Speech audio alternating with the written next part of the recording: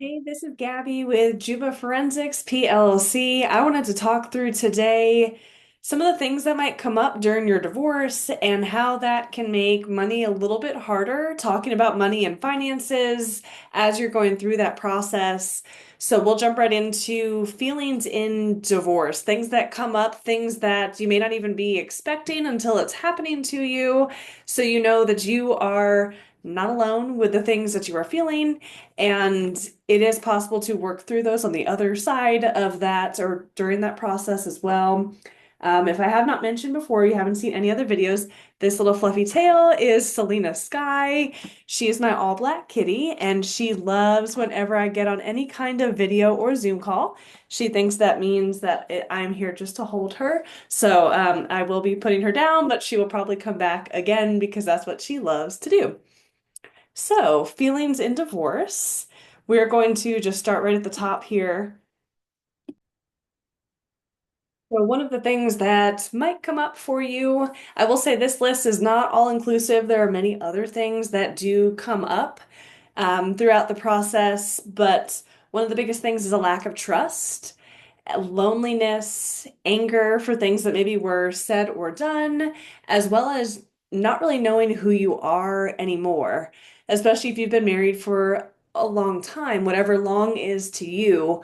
So that lack of trust, that can be a lack of trust not only in your ex-partner, but it can be a lack of trust in future partners that you may come across. It can also be a lack of trust in yourself. Maybe you have lost trust in your ability to pick a partner, trust in your ability to communicate and build a life with someone if it all falls apart and you're winding up getting divorced. So that lack of trust does take time to heal. You may never trust your ex again, and that is okay, but know that you can trust yourself again. You can trust yourself to pick a better person in the futures, a different person in the future, whatever it is that you might need. Also, trust that not everyone is going to be like them, and things can be different for you in the future. So, lack of trust, I think that also ties into everything. If you have a lack of trust, who do you call to talk to about the things you might be feeling or experiencing? Do you have a good therapist? Do you have a good support system of family and friends? Do you have a great lawyer on your team? Maybe someone like me, a forensic accountant on your team? And how do you trust those people to take care of you when your ex-significant other promised that they would, vowed that they would, and it didn't work out that way for whatever reason? That's hard to trust other people, especially when you are in your most vulnerable state. But know that there are many, many people out there for you to help you through what it is that you're going through. The next piece is you might feel lonely, especially if you have been with this significant other for a long time and you've lived together, built a life together, and then all of a sudden they're gone. Maybe they were your best friends, they were your confidant. If something happened at work, you would call them to tell them about it, or you'd come home and tell them about it, whatever it might be. Maybe now you can't call that person. Maybe you can, but in a lot of cases, you can't, and you don't want to call that person for any little thing that happens in your life anymore. So it's how do you overcome that loneliness? Number one, how do you become okay being alone? And how do you overcome when you are feeling lonely? How do you rectify that? How do you make that better? Because those to me are two different things. Being okay with being alone is fine. That's can look like a lot of different things. That can look like you living by yourself. That can look like you going out to the movies on your own, or you going to a restaurant by yourself. You don't have to feel lonely doing those things. You can do them alone. You can go grocery shopping alone. You can go on a vacation alone and be happy with who you are. Be happy that you're doing that alone, having a great time with your own company. So that is one thing you might have to learn, especially if you are in some kind of a codependent relationship. Just learning how to be alone can take some time. And I think the other side of that too is loneliness. You might feel both. You may have to readjust to how do I do all this alone? And when I venture into loneliness where I really need some kind of human interaction, how do I find that? How do I work through that? Loneliness, it takes time to work through that. And I also think it looks different for every person. So you might need a really strong friend group. Maybe you don't have that. So it's going out and meeting new people, trying to establish a really great friend group. Same thing, loneliness, something else you can do to work through loneliness is to volunteer. Basically, my best advice when you are feeling lonely is to surround yourself with other people. How, whatever that looks like. Maybe your support system doesn't live nearby and you call them or you text them or whatever it might be. FaceTime really does help sometimes, but FaceTime is not a replacement for when you need a hug, when you need somebody in person with you. So know that there has to be a well-rounded support system. And how do you find that when you need it the most is going to take some time to figure out who is on your team, who can you call, how do you establish that community of people that you can rely on. It's going to take some time, but you can get through that. You have to want to get through that. You have to want to work through that as well. Another thing that might come up in divorce and they're feeling is anger. And that anger can be at the ex, anger for maybe things that they did or things that they said, maybe anger at yourself for things that you did or you said throughout that process. It is hard to show up in a divorce as your best self because something can trigger you, whatever that might be. So know that it's okay to feel angry. It's okay to feel angry at them. It's okay to feel angry at yourself, but you cannot live in that anger forever. You don't want to, in 10 years from now, post-divorce, still be angry at yourself or that ex-significant other. You don't want that. You want to have worked through that anger, part of that grieving process, and moved to the other side of that, whatever that looks like for you. How do you move through the anger? It's hard. It is not easy for those of us that are angry people. Sometimes moving through that anger takes conscious effort. You have to consciously work through that anger and know that you have other emotions that you need to work through as well besides anger. So don't rush the process by any means. I don't want you to be angry today and wake up tomorrow morning the happiest person in the world and never get angry again. That is not the goal. Things sometimes come up in layers, kind of like an onion, where you think, oh, I already got rid of the onion peel, which was anger, and now I've moved into all these other more complex emotions. But then later on in the onion is another layer of anger that may come up. Know that that is also okay. One of the biggest things that helps me move through some of the anger I had, not only divorce related, but any other time I've been angry, whether that's job related, I've tried to work through it on my own. I do meditate, breath work, yoga, things like that. But know that sometimes that may not be enough, and you may need other help besides what tools you have in your toolbox. You may need to rely on other people to help you learn new tools to manage anger, to manage some of these emotions like a lack of trust and loneliness. And that is okay. Whether that person might be a therapist, might be a best friend who's gone through a divorce and learned a lot of things on the other side, can look like a lot of different people. So no, anger is okay. You can feel angry, but you should not live in that anger forever. You Anger will eat you alive from the inside out, so know that you need to work through that anger.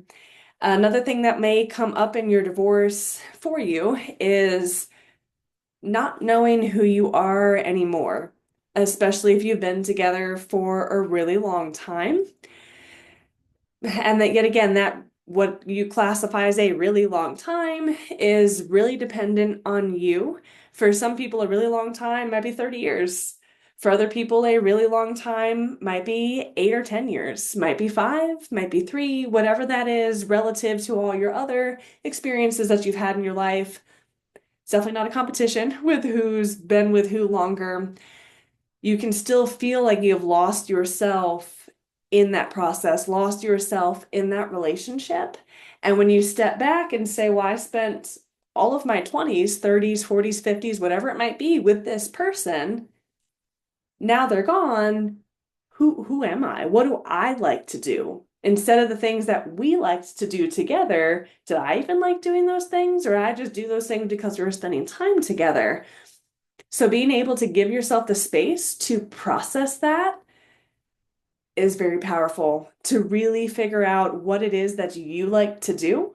What are your hobbies that you enjoy doing? What's the music that you like to listen to, the movies you like to watch? Really take this time to rediscover who you are as a person.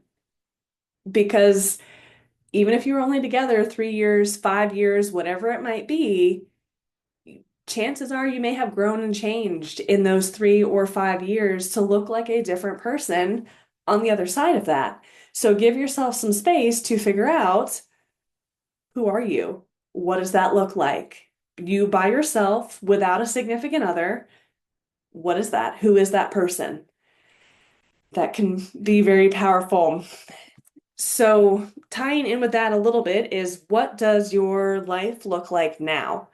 That you are either in the middle of a divorce, or what is your life going to look like when the divorce is finalized and everything is done? That can also help you kind of work through and get through this process as well. Is just looking at, what do I want? What does my life look like and what do I want it to be?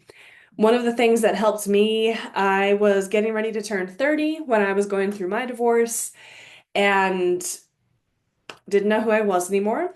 Didn't know a lot of things, what I wanted my life to look like on my own now that I was on my own. So, one of the biggest things that I did, I created a list of 30 things I wanted to do before I turned 30. Now, granted, I think when I made the list, I had just turned 28, little past 28, so I didn't have a lot of time to get 30 things done, but they were really 30 things that pushed me a little bit out of my comfort zone to say, okay, do I like this? Do I want to continue doing this? Is this my thing? So some of those 30 things included, I wanted to read 30 books just to reignite my love for reading. I wanted to move to the mountains of North Carolina, put that on my list. I had a few small local travel places I always wanted to go to that I never did, put those on my list. I wanted to go to a music festival, put that on my list as well, and just pushed myself out of my comfort zone to say, okay, who am I? What am I doing? What does my life look like now? And what do I want it to look like in the future? So made it through my 30 before 30 list. And now I've got, because I am over 30 now, I have made a 40 things to do before 40. And now that I had a full decade to get all 40 things done, I've gone ahead and made them bigger bucket items. So instead of little local travel, big international travel that I want to do, things like that, publishing a book, to really help shape how I want my life to look. So even if it may not be perfect right this second, I may not have everything I want today, I know where I'm going. And it really gets me excited and happy to talk about all of the things that I want to do in the future and work towards. And the work to get to that future also is very exciting and happy. So know that while you may be in it right now and you're not sure who you are, you're not sure what the future looks like, you can figure that out.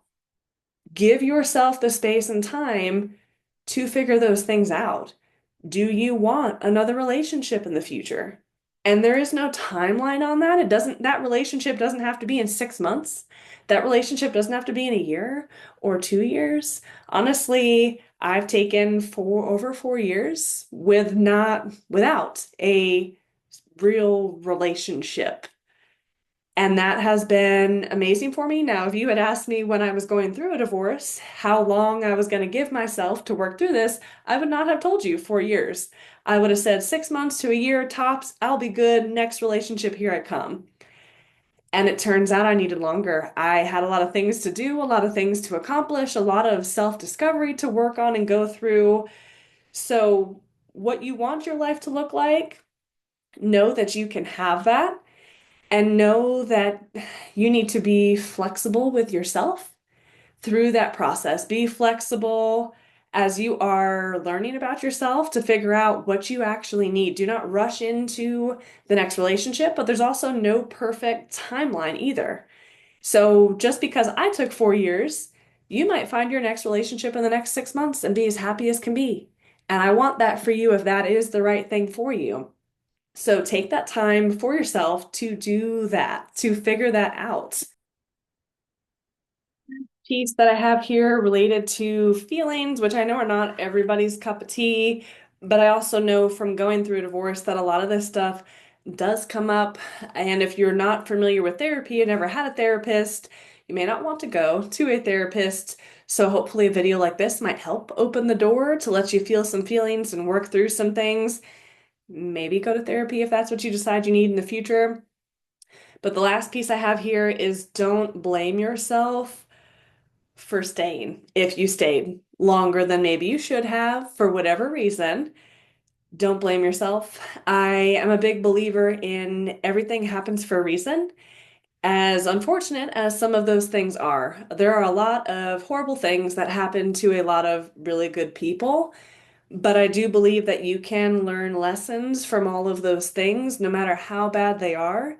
You can learn a lesson from that and come out the other side better, different, whatever that is or might need to be. So, looking back, you can definitely look back at your relationship. I think you should, and really analyze maybe what started to go wrong, your piece that you played in that relationship, and how you could have done better or handled things differently. I think that's helpful for growth.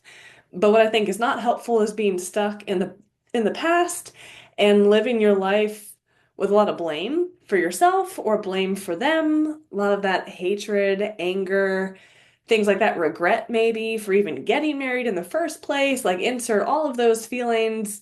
You're allowed to have those feelings 100%, and they may keep coming up for you over the next couple of days or weeks or months, maybe even years, depending on what you have going on. But just know that you don't want to live in that place and you can move past that. You can see whatever good you can see out of that past relationship, learn what you can from it, and show up and do better in the next relationship. Show up and be better. Be your best self your next time through a relationship. So that's a lot of feelings. We talked through lack of trust, loneliness, holding on to a lot of anger, rediscovering who you are. What does your life look like? What do you want it to look like? And not holding on to a bunch of blame, regret, things along those lines. So I will tie this into being a forensic accountant. So I'm not a therapist. I've just been through therapy and a divorce, but tying this into money, because I'm a forensic accountant here, is money is hard in general. Money is hard if you're single. Money is hard if you are in a relationship of any sort. Money is especially hard when you're going through a divorce. So money is hard partly because it's something that we don't really talk about much as as a society. It is a sort of taboo topic. People don't like to talk about money. And so that makes it difficult to get good advice, to get good feedback, to figure out what you should be doing. Are you well off or are you not well off? It might be hard to figure some of those things out. Having money conversations in a good relationship can be hard if you and your significant other have different opinions about what you should do with your money. If one of you wants to save and the other one wants to go travel the world, and you can't seem to get it together on how you can do both, save and travel the world, that's going to be hard, a really hard conversation for you guys to have. But when you're going through a divorce and tension is already high, there's a lot of all these other feelings we talked about at play here. It can make the money conversation even harder. And I will do other videos that talk about what is fair for financially in a divorce? Is there something hidden? Do you need a mediator to work through things like that with your money? Do you need a PI? Do you need a forensic accountant? All these things I will talk through as well. But know that in a divorce, money is going to be a hard conversation. It may lead to a lot of fighting. You may need professionals on your side, whether that's lawyers, forensic accountants, private investigators, whatever that looks like, mediators can be all of the above, one of them, two of them, depends on your situation. So know that if you are having issues talking about money in the divorce process, you're not alone. It happens to everybody, and there are professionals out there that can help you through that process, whatever piece you may be stuck at. Maybe you just need a mediator to have that conversation. Maybe you need a lawyer to legally tell you guys, here's how you should do it by the book. Maybe you need a forensic accountant because something seems off in your finances. One of the biggest pieces that I can recommend is that you come to the table with what you know you have as far as assets go. And I'm not just talking about your assets. Like if you have your own personal savings account, I want you to have that written down. That's great. But I want you to also know all of your joint checkings, all of your joint savings, all of your joint anything, retirement accounts, investment accounts, whatever that might be. I want you to be prepared enough to come to the table with that list on in hand with all of your joint accounts and how much is in each one of them, and to have done a little bit of digging to make sure there's not something that you're missing. Because that is the only way to have a fair conversation is if you and your ex are on the same page about what assets are there to divide. And as far as how you divide those assets, some of it is pretty straightforward. Some of it is going to be a case by case basis. Maybe you are one of those couples that has seven different pieces of property. And how do you split that equally? It's going to depend on a lot of other things that I'm not going to go into detail here. So just know that coming to the table with a list of all of your assets that are yours separately and yours combined together is going to be helpful. And do not rely on your ex to bring that list to the table. Don't rely on that. Don't count on it. Even if they were the ones that ran the finances from the get-go, do not rely on them to generate that list. You are doing yourself a disservice.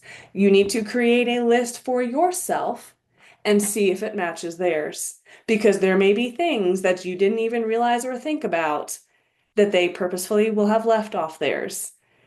So, money is hard. Divorce can make it harder. I want you to be prepared in that. I do have I've got a free PDF guide and a free template, and I've made some free videos as well that go along with that. That I will gladly, it's all available between my YouTube channel and my website, but I will gladly link a lot of things together to make that easier to find for everybody. So know that there's going to be a lot of feelings going through your divorce, and those feelings are okay. The feelings that we kind of talked through is not an all-inclusive list. You may have many, many, many other feelings that come up, and that's okay. You are allowed to have all the feelings, all of them, throughout this divorce process. But it's important that you feel those feelings and move through them and come onto the other side of that. And you work through and get through your divorce for the sake of that next relationship, whoever that is, whenever that is. You don't want to bring with you all of the baggage of your divorce into your next relationship. You want to come to that next relationship as a healed and whole individual and to show up to that next relationship as the very best version of who you are.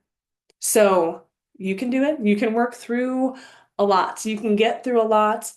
Money conversation may be hard. I will post a lot of free resources to try to help make that conversation a little bit easier if I can. So yep, sorry, losing my train of thought here at the end. Yeah, work through any feelings you may have. Money's hard, and that is it for today.